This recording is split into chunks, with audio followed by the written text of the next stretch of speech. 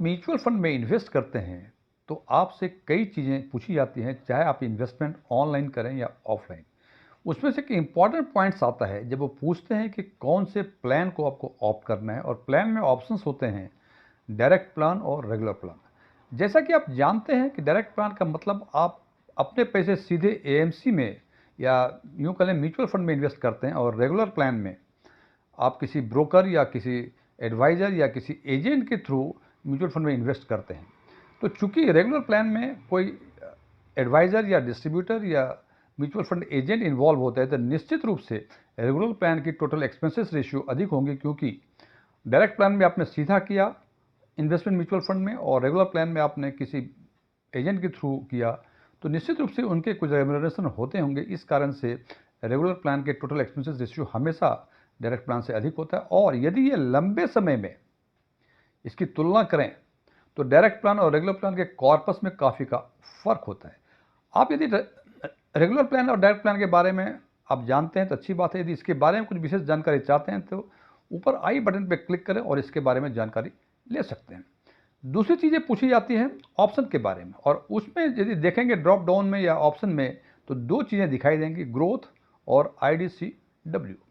Growth का simple मतलब कि आपका जो फंड पैसे जो आपके स्टॉक मार्केट या जहाँ भी जिस एवेन्यू में इन्वेस्ट हो रहे हैं वो कुछ न कुछ अप्रिसिएट करता है, और जो भी रिटर्न उसके बनते हैं, यदि वो रिटर्न आप टाइम टू टाइम विड्रॉ नहीं करते हैं तो उसको कहते हैं ग्रोथ ऑप्शन। उदाहरण के तौर पे जैसे बैंक में फिक्स डिपॉजिट जमा करते हैं, 50,000 रुपये जमा किया और आपने कहा कि 5 सालों के लिए जमा कर दिया, इसका मतलब कि और आप ये भी कहते हैं कि मूलधन जो 50,000 था प्लस 5 सालों का ब्याज जो होगा वो 5 साल के बाद ही निकालूंगा।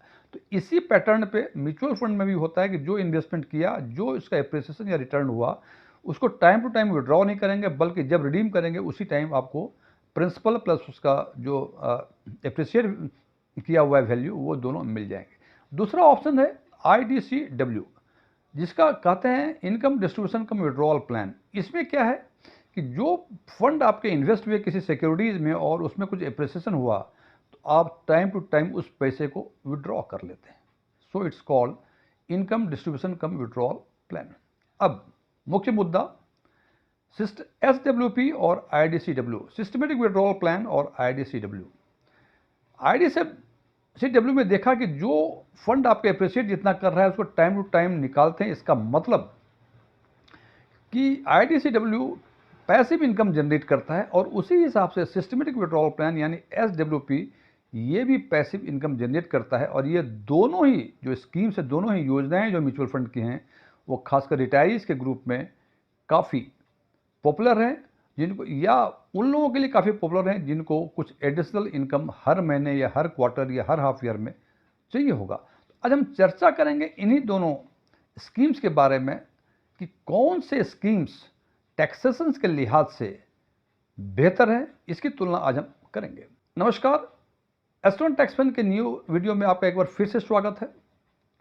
मेरा नाम DM झा है।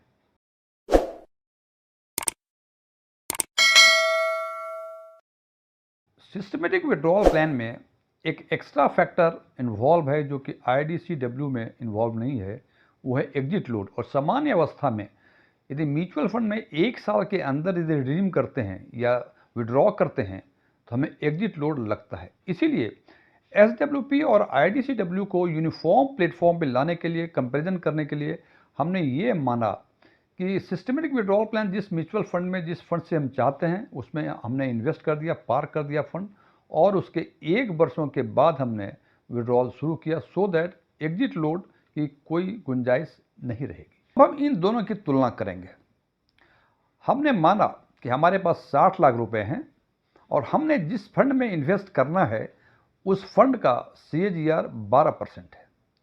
तो एक ऑप्शन है सिस्टमेटिक विड्रॉल प्लान में फंड को पार्क कर दें किसी पर्टिकुलर फंड में जिसको आइडेंटिफाई किया हुआ है, और 1 वर्षों के बाद उसमें चूंकि 10% का एप्रिसिएशन है तो 50,000 रुपये महीने में विड्रॉ करना शुरू करूं। और दूसरा ऑप्शन है कि उसी फंड के IDCW ऑप्शंस को ऑप्ट करूं और 1 वर्षों के बाद उसमें भी 6 लाख रुपये 10% के CAGR के हिसाब से उसका एप्रिसिएशन होगा।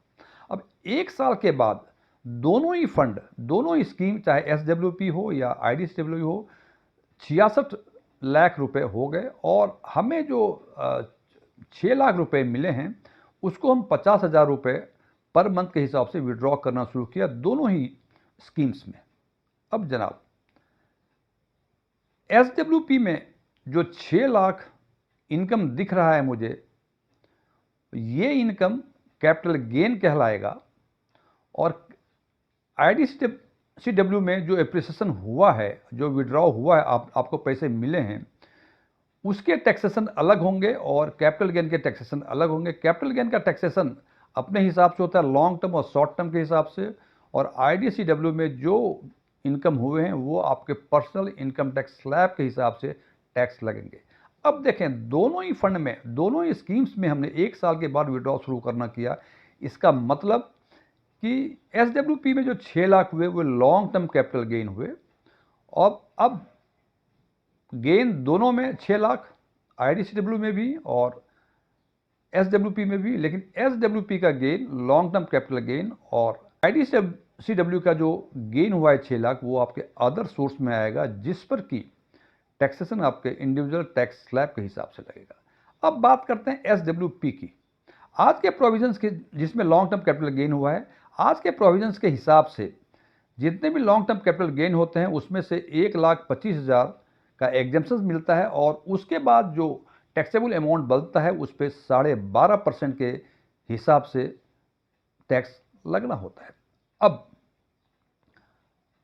6 lakh long term capital gain, 1,25,000 exemptions, तो टैक्सेबल इनकम जो बच गए वो हो गए 4,75,000 और उसका 12.5%, इट कम्स टू 59,375 रुपये। मतलब यदि SWP ऑप्ट करते हैं आप तो आपको 59,375 रुपये टैक्स के रूप में आपको पे करना पड़ेगा। अब बात करते हैं SWP की, जहाँ भी वहाँ भी 6 लाख का इनकम हुआ है, लेकिन वो अदर सोर्स में है और अदर सोर्स का जो टैक्स होता है वो पर्सनल इनकम टैक्स स्लैब के बराबर होता है। इसका मतलब कि अब ये देखेंगे, यदि आप 5% के इनकम टैक्स स्लैब में आते हैं तो आपको 31,200 रुपये लगेंगे, ये इंक्लूडिंग सेस है। यदि आप 10% के टैक्स स्लैब में आते हैं तो आपको 62,400 रुपये टैक्स देने पड़ेंगे। यदि आप 15% के टैक्स स्लैब में आते हैं आपको 93,600 रुपये टैक्स देने पड़ेंगे। यदि आप 20% के टैक्स स्लैब में आते हैं तो आपको 1,24,800 रुपये देने पड़ेंगे टैक्स के फॉर्म में, और 30% के स्लैब में यदि आते हैं तो ये 1,87,200 रुपये देने पड़ेंगे। तो हम यहाँ देखते हैं कि यदि SWP लिया हमने, आपका इंडिविजुअल इनकम टैक्स स्लैब कुछ भी हो, आपको 59,375 रुपये टैक्स के फॉर्म में देने पड़ेंगे। लेकिन यदि IDCW आपने लिया तो ये डिपेंड करता है कि आप किस टैक्स स्लैब में हैं, और यदि आप 5% के जो सबसे मिनिमम टैक्स स्लैब है यदि उससे बिलोंग करते हैं तो आपके लिए बेहतर है कि IDCW ऑप्शन को ऑप्ट करें। और यदि आप आते हैं 5% से ऊपर किसी स्लैब में, 10%, 15%, 20% या 30% किसी भी स्लैब में आते हैं, तो आपके लिए बेहतर है कि आप SWP यानी सिस्टमेटिक विड्रॉल प्लान को ऑप्ट करें for generation of the passive income, जो जैसे मैंने पहले बताया था कि ये दोनों ही स्कीम्स रिटायरीज़ के ग्रुप में, रिटायरीज फेटर्निटी में काफ़ी पॉपुलर है। Thank you.